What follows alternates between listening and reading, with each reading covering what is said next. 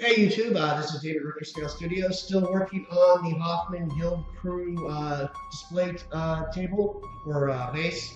This is that dollar store frame you've seen before, and this is that 69-cent floor tile from Home Depot.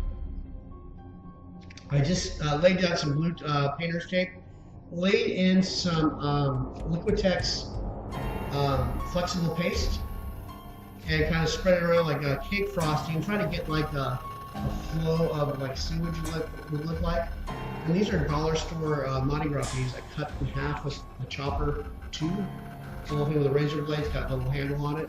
They kind of cracked a lot of them, but some of them I got to work nicely, so they kind of laid in there. These are going to kind of be bubblings, like sewage coming out of the bubbles, like methane.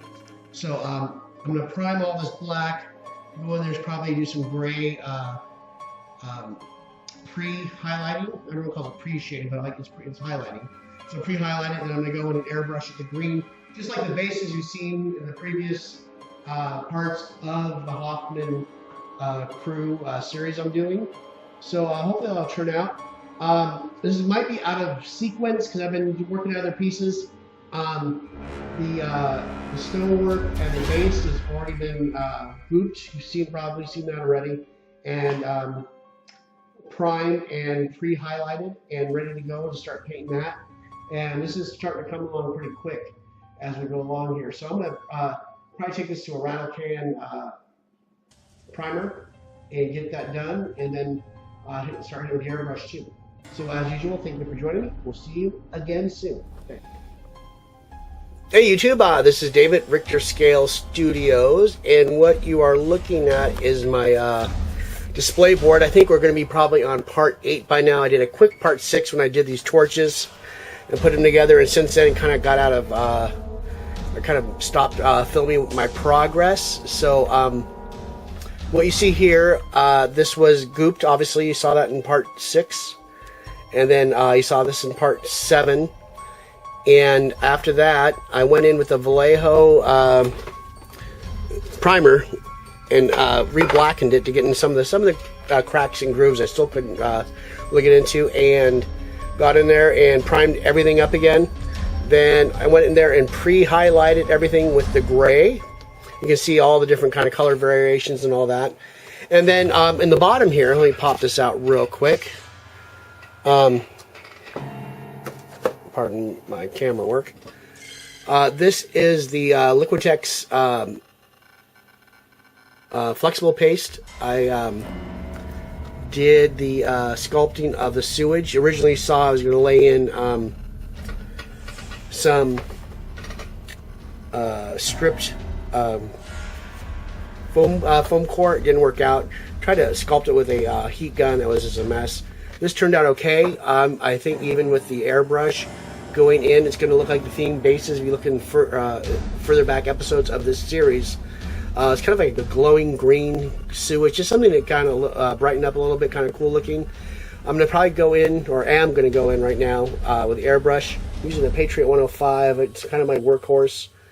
Then later probably go with the Sotar or one of my other brushes, the Grex, and then start doing the detailing of the bubbles and everything. And then I'll get all that done, seal it, and then mask it off. Then start doing the base. Will probably be browns and maybe dry brush lightly just to give it a little bit of variance. And then we'll come back to this bad boy and start airbrushing this thing. This is still in pieces. Still got to sculpt the flowing sewage out of this.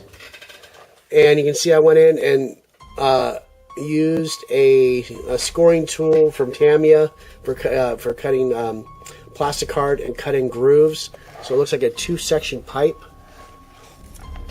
And put some rivets on it. And then you can see how I pre-highlighted. Everyone says pre-shading, but it's pre-highlighted these, kind of the zenithal matter.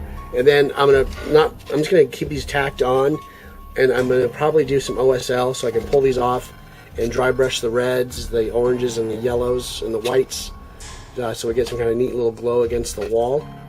And I'm still not sure of the colors. I'm going to probably do some of the cobblestone that matches the characters' bases. So this will be like in a darker earth tone, then filtering with oil paints and doing like edge highlighting on some of them.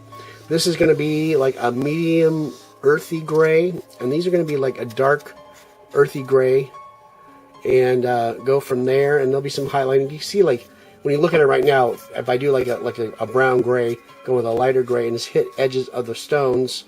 I don't know if I'm going to dry brush them or go more in and just hard edge everything to give it a little more of a cleaner look.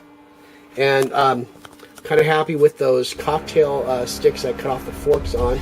They do look like a master mason carved in or was able to add these details to the cement work. Because Malifaux is kind of gothic and clean.